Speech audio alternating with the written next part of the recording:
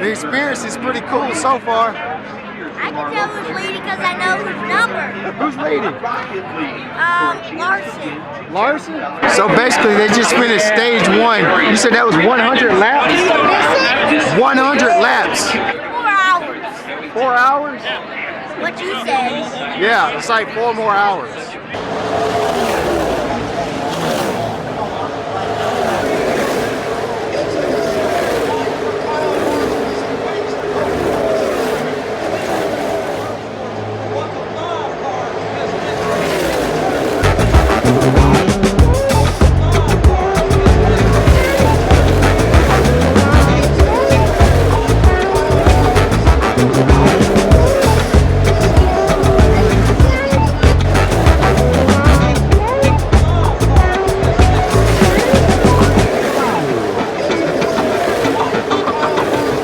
Burning it down, Kyle Larson, your winner of the Coca-Cola 600. We've got the interview that he'll be speaking with Fox coming up.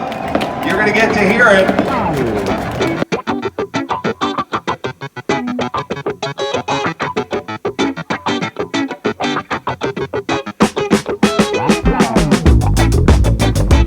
So today, me and the boys are here in downtown Charlotte. We're actually going to see the NASCAR Hall of Fame.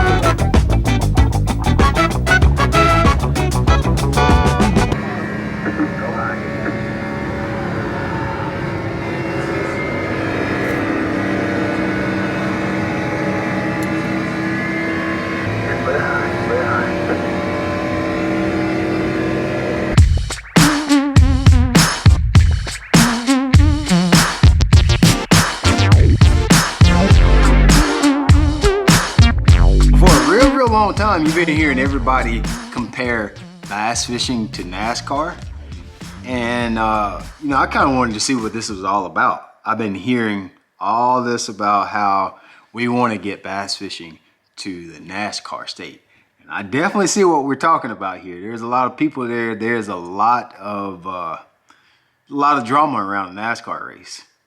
But I can tell you this: we got a long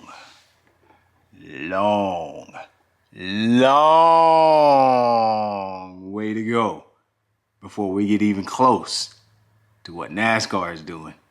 So a couple things that I noticed about NASCAR right off the bat. I spent money from the time I walked through the gate till the time I left. I was spending my money.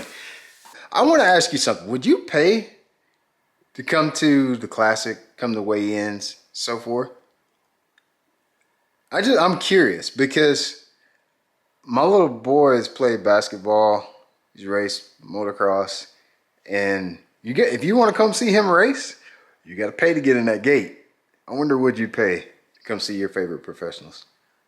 Another thing that I really noticed, I don't know anything about racing cars.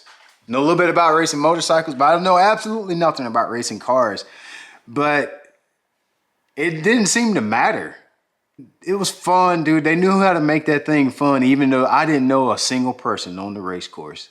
So the real reason I wanted to make this video was because I know a lot of you guys that are watching are high schoolers or college students. Everybody's graduating, moving on to the next stages of your life. Obviously, if you come to this channel, you probably came for fishing, not NASCAR. Every video is not going to be about racing. Most of them are going to be about fishing. I'm going to do some crazy ones. Some of them are going to be about fishing. But I wanted to talk to you a little bit about what you need to do transitioning from school to fishing. To spell a lot of myths, there's a lot of stuff that people are going to put in your ear that are absolutely garbage. Don't listen to it. All right? People are having all of these opinions on how to become a professional fisherman or make money at fishing, and they've never done it. They work 9 to 5. Don't listen to any of that crap, okay?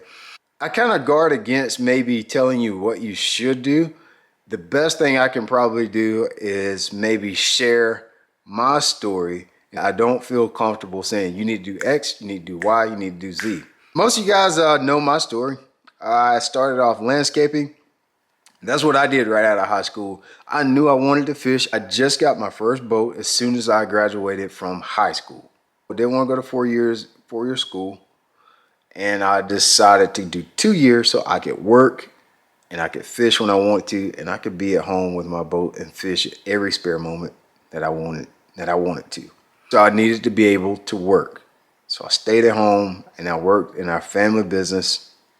And fast forward, eventually about 3 years into it, I started my own business because I got fired from my family business. I got put away for basically not doing what I was supposed to do and going fishing. Is basically what it boils down to. That's a whole nother video in and of itself. But I basically stumbled my way through life, not doing what I was supposed to do to go fishing. And I don't really recommend that. I'm just telling you the bull-faced truth. I don't recommend that you do what I just did. It's just that's what I did. I didn't do what I was supposed to, and I went fishing. Made pretty decent money. I didn't make a lot of money, but made enough to own a boat and a truck. And eventually I had to end up getting a house. But the thing that made me stick with it was I knew I would have about 3 months out of the year where I didn't have to do squat. So I could fish. I could do whatever I wanted to do. You know, I had to be smart with my money and budget for the entire year, but I could pretty much do what I wanted to from December till about late February. That being said, a lot of you guys are going to have to transition from school to getting some type of job so you can have a boat, so you can pay entry fees, so you can do your thing. The thing that I would highly suggest is, even if it sucks a little bit, pick something that where you still can fish, because it doesn't matter if you're making $5 grand a week and you can buy a boat but you can't fish, or you can't pull off and go to a tournament. Definitely suggest you looking into some type of job and or career where you could be able to fish. You got to figure that out. I'm not about to list that out. You're going to have to figure some of that stuff out. But this is what I want to tell you more than anything. Don't let anybody rush you. Don't compare yourself to anybody else. Do everything on your time. You don't have to have a boat or truck or house by anybody's standard. Your standard is your standard. If you're not 35 until you get your first boat, you'll be 35 when you get your first boat. If you're 22 when you get your first boat, that'll be when you get your first boat. There's no standard. All right, you don't feel like you got to measure up to anybody else. There's been 3 things that I'm going to have in my life. I don't care what happens. I'm going to have a boat. I'm going to have a truck. I'm going to fish. All right? I don't care. I don't care what's going to happen. All right? Those 3 things I'm going to have. So that wasn't such a big of a deal for me. Some people it will be. Make sure you're crystal clear on what I would consider your terms, what you will and will not do. You almost reverse engineer this whole thing. You figure out what you're going to do, and everything else has got to line up with that. That's the best thing I can tell you to do. Figure out what you're going to do. I'm going to fish for a living one day. And then you reverse everything back from that. It's got to line up with, I'm going to fish for a living one day. So just reverse engineer everything, and it's all going to line. It'll work out. It won't seem like it for a very, very long time. Do what you're supposed to do to get where you need to get, and there's going to be times where it ain't going to feel like you're going anywhere. It's going to feel like you're like treading water. Don't worry about it. Keep your head in the sand. One day you're going to look up and you're going to be right exactly where you plan to be. How to get in tournaments. You got the internet now. I hate when people ask me, how do I get started fishing in tournaments? And you got the internet. Google. Google is your friend. Google. Tournaments in my area. You're going to pull up a bunch of club tournaments and BFLs and all that stuff. Pay your entry fee and get in them. That's all you got to do if you want to get started fishing tournaments. I'm not talking about that. Because chances are, if you don't know how to find a tournament to fish in, you're never going to find fish on a lake that you've never been to 1,000 miles away from home. So I'm not worried about trying to tell you how to get in tournaments. You ought to be able to figure that out on your own. The hard part is trying to figure out how in the world you're going to transition from a day job to fishing even just a little bit sometimes. It's hard. It's not beneath you. It's not above you. It's not out of reach. But it's hard. And it may take you a while. Some of you guys are going to do it in 5 years. Some of you is going to do it in 15 years. Be ready for that. If the 15-year number scares you, you probably need to go just keep your normal job. That would be my suggestion. Trying to remember what else I had to tell y'all. That's enough for this video probably. Move at your own pace. Reverse engineer everything about your life. From here on out, reverse engineer. Figure out where you want to be, line everything else up with it. I think y'all gonna be all right. We'll figure it out. You got time. You folks are young. You got a lot of time. So don't feel like you got to have it all figured out right now. Don't play.